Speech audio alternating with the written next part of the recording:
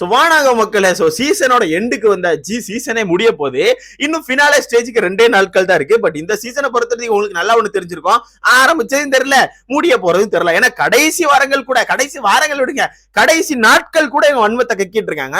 But எனக்கு ஒன்னே ஒண்ணு நல்லா தெரியுது, இவங்க எல்லாம் வெளியே போயிட்டு பாத்துருக்காங்க. அர்ச்சனாக்கான சப்போர்ட், மக்கள் மத்தியில இருக்க சப்போர்ட் எல்லாமே இவங்க எல்லாரை விட அதிகமா இருக்கு. அதாவது பர்டிகுலர் இந்த புள்ளி கேங் இருக்காங்க, ஒரு 8 பேர் இருக்காங்க. இப்ப விசித்திரா கூட அந்த கேங்ல தான் இருக்காங்க. இந்த 8 பேர் சேர்ந்து கூட, இந்த 8 பேருக்கான சப்போர்ட்டர் சேர்ந்து கூட அர்ச்சனா அப்படிங்கிற ஒரு நபர், தனிப்பட்ட நபருக்கு இருக்க சப்போர்ட்டை வந்து பீட் பண்ண முடியல. அந்த ஒரே ஒரு காரணத்துக்காண்டி தான் வன்மத்துல பிடிச்சி என்ன பண்ணன்னு தெரியாம பொறாமையில பொங்கி உள்ள வர்றவங்க எல்லாருமே பெய்ட் பாட்ஸ் ஓட்டுன்னு சொல்லிட்டு இருக்காங்க. சிம்பிளா சொல்ல போனா நான் வந்து எனக்கு ஒரே ஒரு கொஸ்டின் தான். ஓகே, நீங்க பெய்ட் பாட்ஸ் ஓட்டு சொல்றீங்கன்னு வச்சுக்கோங்களேன். இப்போ ஒரு குரூப்க்கு வந்து காசு கொடுத்து நீங்க ஓட்டு போட சொல்றீங்கன்னா அந்த குரூப் வந்து ஹாட் ஸ்டார்ல மட்டும் தான் ஓட்டு போடணும். ஏன் வந்து இன்ஸ்டாகிராம்ல ஓட்டு போடுது, அப்புறம் ட்விட்டர்ல ஓட்டு போடுறாங்க, யூடியூப்ல ஓட்டு போடுறாங்க, ஏன் அங்கெல்லாம் வந்து ஓட்டு போட்டுட்டு இருக்காங்க? ஏன்னா அங்கெல்லாம் இருக்கிறது பொதுமக்கள், ஜெனரல் ஆடியன்ஸ் அந்த இடத்துல இருக்காங்க. அந்த ஆட்கள் எல்லாருக்குமே அர்ச்சனா தான் வின் பண்ணணும்னு சொல்லியிருக்கு. இவங்களுக்கு ஒண்ணு இப்பவும் புரியல நண்பர்களே, அர்ச்சனாக்கு எப்படி இவ்வளவு சப்போர்ட் வந்துச்சு, அர்ச்சனா ஏன் இவ்வளவு மக்களுக்கு பிடிச்சிருக்கு அப்படிங்கிறது வந்து ஆக்சுவலா ஒரு சிம்பிள் ஃபேக்டர் என்னன்னா, பிரதீப் அப்படிங்கிற ஒரு நபர் தான் மக்களுக்கு பிடிச்சிருந்து. ஓகே, பிரதீப் அப்படிங்கிற நபர் தான் மக்களுக்கு எல்லாருக்குமே பிடிச்சிருந்து.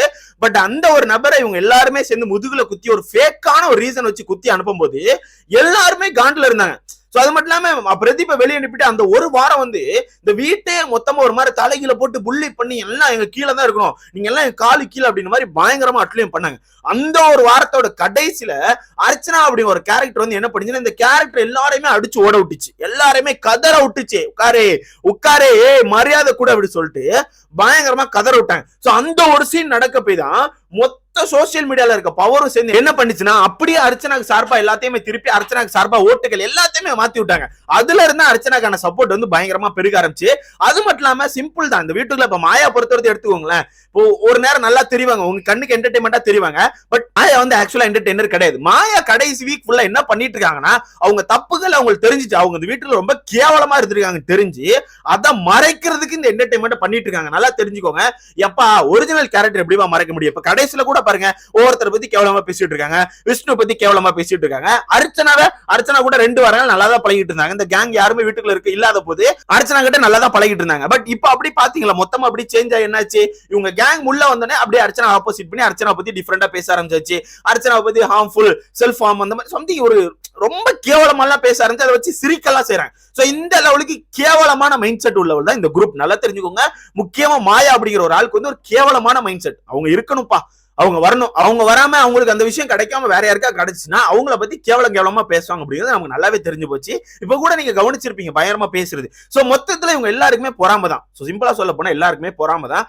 ஒரே பர்சன், சிங்கிள் பர்சன் மொத்தத்தையும் எப்படி வளைச்சு போட்டாங்க, ஒரு சிங்கிள் பர்சனுக்கு எப்படி இவ்வளவு ஓட்டு, ஒரு சிங்கிள் பர்சனுக்கு எப்படி இவ்வளவு சப்போர்ட், அதனாலதான் அதை திருப்பி போட்டு பெய்ட் பாட்ஸ் அப்படி இப்படின்னு வளரிட்டு இருக்காங்க. சிம்பிளா சொல்ல போனா மக்கள் ஓட்டு அப்படிங்கிறது வின் பண்ணும். சோ கடைசி அவங்க கிட்ட ஒண்ணு கேக்குறேன், ஃபைனல் வீக் வந்தாச்சு.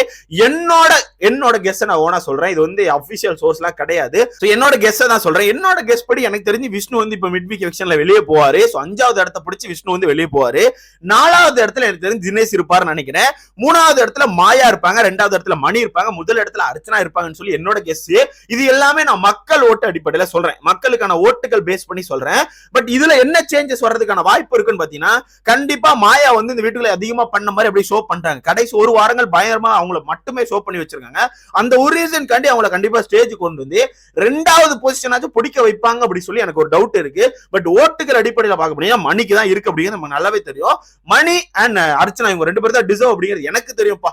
என்ன பொறுத்தவரைக்கும் எனக்கு தெரியும். சோ முதல் இடத்துக்கு டிசர்வ்னா அர்ச்சனா தான், 2வது இடத்துக்கு டிசர்வ்னா மணி தான் நான் சொல்வேன். பட் இவங்க எப்படினாலும் சேஞ்ச் பண்றதுக்கான வாய்ப்பு இருக்கு. சோ ஓட்டுகளை நீ கரெக்டா போட்டுருப்பேன் நம்புறேன். சோ ஓட்டுகள் இப்போ நினைச்சா நீங்க போடலாம், 10 மணி போல தான் ஆஃப் ஆகும் நினைக்கிறேன். சோ முடிஞ்ச அளவுக்கு போடுங்க, கடைசி வரைக்கும் உங்க சப்போர்ட்டை கொடுங்க. நாளைக்கு காலையில இருந்து நமக்கு அப்டேட் கிடைக்க ஆரம்பிச்சிடும். என்ன நடக்குன்னு வெயிட் பண்ணி பார்க்கலாம். மொத்தத்துல இந்த ஷோ பொறுத்தவரைக்கும் டாக்ஸிக் அண்ட் பயாஸ்டா தான் பேருக்கு. மொத்தத்துல சொல்ல போனா மாயாலாம் எந்த வாரமும் வெளியே போக வேண்டியங்க, அவங்களை காப்பாத்தி இவ்வளவு தூரம் கொண்டு வந்திருக்காங்க அப்படிதான் உண்மை. வெயிட் பண்ணி பார்க்கலாம் என்ன நடக்குன்னு. நீங்க சொல்லுங்க, உங்களுக்கு யாரு பிடிச்சிருக்கு, நீங்க இவ்வளவு நாள் யாருக்கு ஓட்டு போட்டீங்க, யாரு வின் பண்ணும் அப்படி சொல்லி உங்களுக்கு மறக்காம கமெண்ட் பண்ணுங்க.